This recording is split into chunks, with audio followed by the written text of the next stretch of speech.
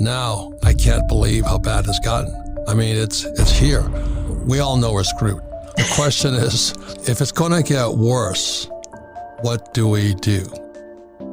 The good news is this: if it gets worse, you still have time to prepare. That is money supply. It's M2. Just too much money in the system. But the question is, so what's going to happen? Let's say they raise interest rates, they push us into a recession. In this video, the speaker discusses the current economic and political landscape. They express concern about the state of the economy, excessive money supply, and the potential for a recession. They highlight the historical context of central banks and taxation, emphasizing the importance of gold and silver as hedges against economic instability. The speaker criticizes the government's handling of finances and expresses skepticism about their competence. They also touch on the rise of Marxism and the erosion of freedom of speech in education. The video raises questions about COVID-19 and its implications, particularly in relation to capitalism and globalization. Now, let's get right to the video. Third central bank America has had, because every president has warned against central banks, like the Bank of England. And the Fed is not federal, it has no reserves, and it's not a bank. It's a cartel of banks. And in 1913, the Fed, the third one, was created, starting with President Washington, said, do not have a central bank. Since, 1776. Not only was the Fed created in 1913, so was the taxman. The Beatles always sang about the taxman. Well, in 1913, the 16th Amendment was passed, which caused America to be taxed. And almost up to that point, till 1913, America was a tax-free nation. So what does that tell you? For money to exist, taxes had to exist. Hear me out. For money to exist, the dollar or the pound, taxes had to exist. So it was one of the biggest scams going. And that's why 1913 is so important. And then in 1944, as World War II was winding down, the world agreed to make the US dollar the reserve currency of the world, which it is today, if America promised to keep it backed by gold. So in 1944, the United States says, we promise we'll back it by gold. And then in 1971, President Nixon says, oops, we broke our promise. And that allowed money printing to go out of control. So here we are today. I just got this. It just came in. It's The Economist from London. And it says here, governments have spent $17 trillion on the pandemic, including loans and guarantees, for a combined total of 16% of the global GDP. That's how much money was printed last year. 16% of the global GDP. Now, if that doesn't cause you to run out and buy gold and silver, I don't know what will. They now have to keep printing or we crash. That's why I've been bullish on gold for all these years. You watch who's spending the money. It's the government. I don't trust them. I never have. So, they're so incompetent. I just can't believe it. They're incompetent people. They're like Marx, highly educated people who don't know how to make money. They're not capitalists.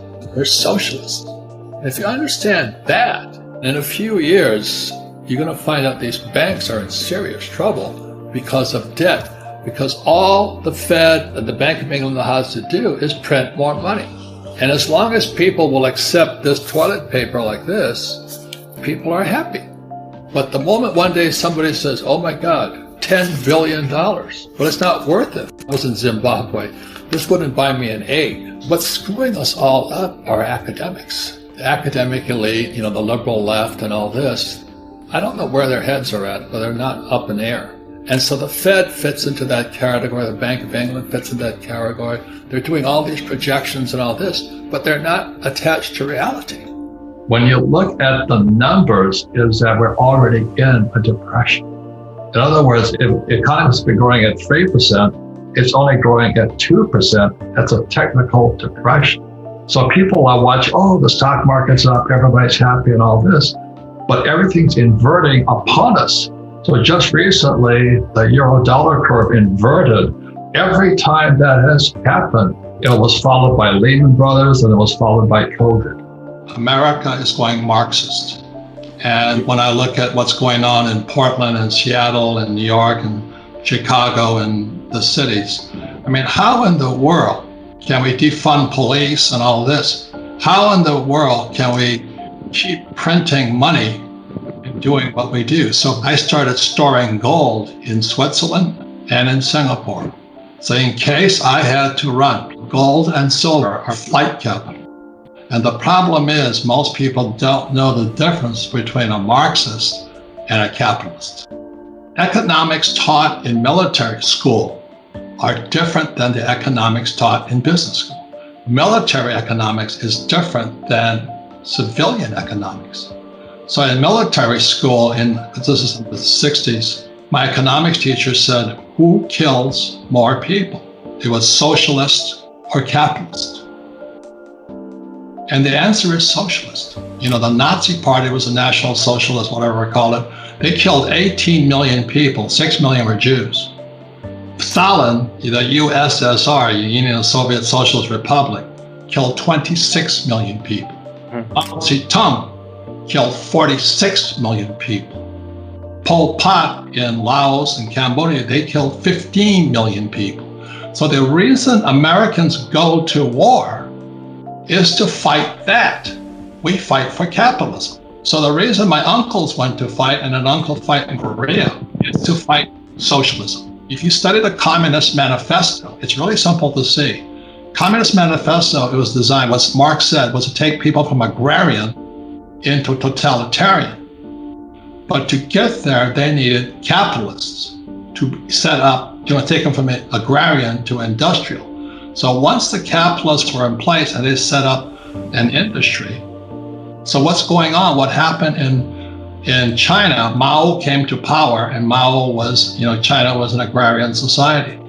So Eng comes in and he says, to be rich is glorious. He was the first capitalist guy. He was bringing in capitalism to China.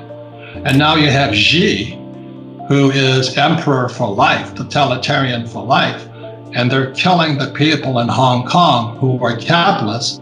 The odds are Taiwan is next.